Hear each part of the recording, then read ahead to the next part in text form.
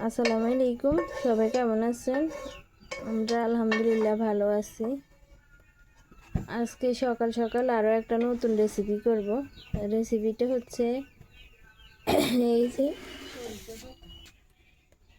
যে এখানে আটা, আজকে পরোটা বানানো হবে সরিষার শাক দিয়ে। এগুলো হচ্ছে সরিষার শাক, আর এখানে তো মরিচ, লবণ, আর এখানে অল্প একটু পেঁয়াজ নিয়েছিলাম। এগুলো দিয়ে আজকে মেখে এই সরিষার শাক দিয়ে সবগুলো মিক্স করে আটা দিয়ে এখানে ডো করা হবে পরোটার জন্য। এখন গরম পানি দিয়েছি চুলার মধ্যে, গরম পানিটা হোক, তারপরে আমরা আটাটা করে নিব। দেখি আজকের পরোটাটা কেমন হয়, আগে বানাই তারপরে খাবো। এই সরিষার শাকগুলো একদম চিকন চিকন করে কাটছি। এই যে এখানে গরম পানি হয়েছে, এখন এখানে আটা দিব, তারপর ডোটা রেডি করব। এই যে এখানে আটা নিয়েছি, এখন একটু সয়াবিন তেল দিয়ে দিব, বেশি না, সামান্য একটু দিয়ে দিলে হবে। এখন সব কিছু আগে একসাথে মিক্স করে নিই, তারপরে গরম পানি দিব। সব কিছু মিক্স করা শেষ, এখন এই যে গরম পানি দিয়ে দিতেছি। এই যে আমাদের ডোটা করা রেডি। এখন আমরা পরোটা বেলবো এই ডো থেকে।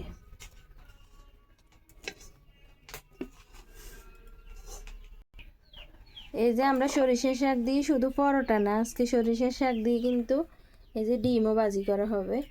এখানে ডিমের জন্য পেঁয়াজ, কাঁচামরিচ, সরিষার শাক, লবণ মরিচ দিয়ে রেডি করে নিচ্ছে। এখন ডিম দিয়ে এগুলা ভাজি করা হবে। আজকে সব হচ্ছে সরিষার শাকের রেসিপি।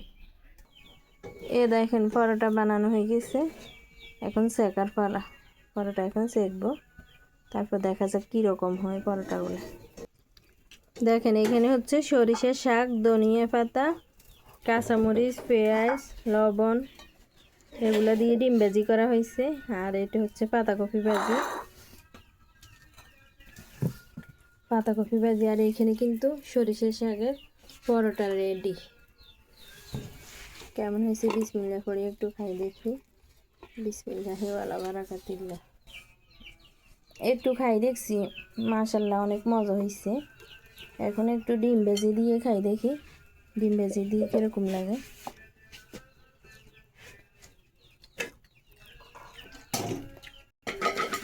খুব মজা হয়েছে, ডিম ভেজিও মজা হয়েছে, পরোটাও মজা হয়েছে। আপনারা যারা এখনও সরিষার শাক দিয়ে এভাবে পরোটা বানাই খান নাই, সবাই চেষ্টা করবেন বানাই খাওয়ার জন্য। অনেক মজা, কিন্তু ভালো লাগবে। একবার খাইলে আবার খাইতে ইচ্ছে করবে। আমরা কখনো খাইনি, প্রথম খাইছি, চেষ্টা করবো আবারও বানাই খাইতে। এটা কিন্তু মজা আছে। আর ডিম ভাজির সাথেও একটু দিবেন, তাহলে দেখবেন দুইটা দুই রকম স্বাদ। আল্লাহ হাফেজ, আসসালামু আলাইকুম।